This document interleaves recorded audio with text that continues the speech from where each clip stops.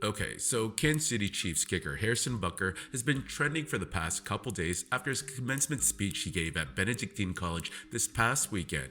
The three-time Super Bowl champion, who has made his conservative Catholic beliefs well known, began his address by attacking certain groups and the media for the promotion of certain ideologies. Anyways, here are some of the main talking points from that speech. Places and people like those here at Benedictine wouldn't be met with anger, but instead met with excitement and pride. Not the deadly sin sort of pride that has an entire month dedicated to it, but the true God-centered pride that is cooperating with the Holy Ghost to glorify Him. To the gentleman here today, part of what plagues our society is this lie that has been told to you that men are not necessary in the home or in our communities. As men, we set the tone of the culture, and when that is absent, disorder, dysfunction, and chaos set in. This absence of men in the home is what plays a large role in the violence we see all around the nation.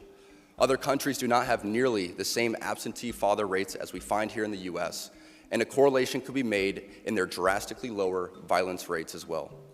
Be unapologetic in your masculinity, fighting against the cultural emasculation of men. Do hard things. Never settle for what is easy. You might have a talent that you don't necessarily enjoy, but if it glorifies God, maybe you should lean into that over something that you might think suits you better.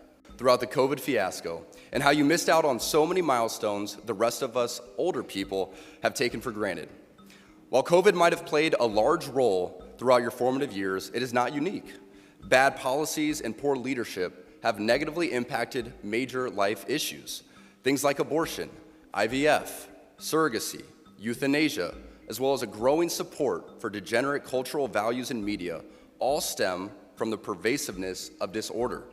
Our own nation is led by a man who publicly and proudly proclaims his Catholic faith, but at the same time is delusional enough to make the sign of the cross during a pro-abortion rally.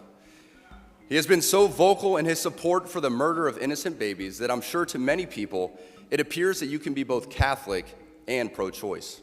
He is not alone. From the man behind the COVID lockdowns, to the people pushing dangerous gender ideologies onto the youth of America, they all have a glaring thing in common. They are Catholic. This is an important reminder that being Catholic alone doesn't cut it. These are the sorts of things we are told in polite society to not bring up. You know, the difficult and unpleasant things.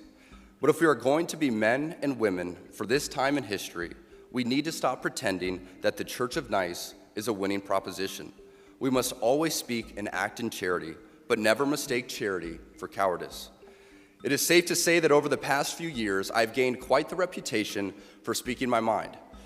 I never envisioned myself nor wanted to have this sort of a platform, but God has given it to me, so I have no other choice but to embrace it and preach more hard truths about accepting your lane and staying in it. As members of the church founded by Jesus Christ, it is our duty and ultimately privilege to be authentically and unapologetically Catholic.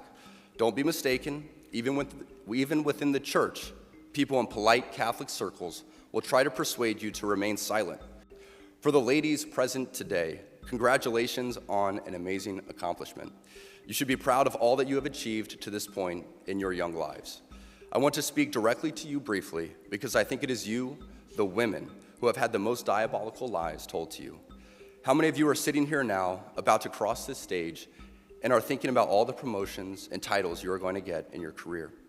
Some of you may go on to lead successful careers in the world, but I would venture to guess that the majority of you are most excited about your marriage and the children you will bring into this world. I can tell you that my beautiful wife, Isabel, would be the first to say that her life truly started when she began living her vocation as a wife and as a mother.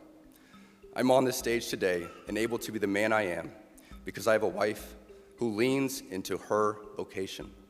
Okay, so Butker said quite a bit in those clips. Some of the stuff I agree with, but some I don't. Like, I understand a statement about family and having good role models, and I'm not even religious. In my opinion, I feel like the media these days have been trying to push a certain agenda and break up the nuclear family. I mean, the fact that in the past 100 years in the US, the number of kids born to single-parent households rose from 4% to around 37% today is totally mind-boggling. Anyways, social media has been going in on the Chiefs kicker, trying to get him canceled for going after the current administration, the LGBT ideology, calling it a deadly sin, and for saying that a woman's most important title is that of a homemaker. Okay, so talk about ruffling a few feathers. He just went after two of the biggest groups and issues plaguing the US today. And I totally understand why there is outrage directed at him. It's social media, and everyone is going to have an opinion on such a polarizing topic. And some people were also addressing how when Colin Kaepernick voiced his opinion on social issues that he got blackballed from the league, and were hoping for the same treatment towards Butker. Anyways, what do you think of Harrison Butker's speech? Was there anything wrong with what he said or no?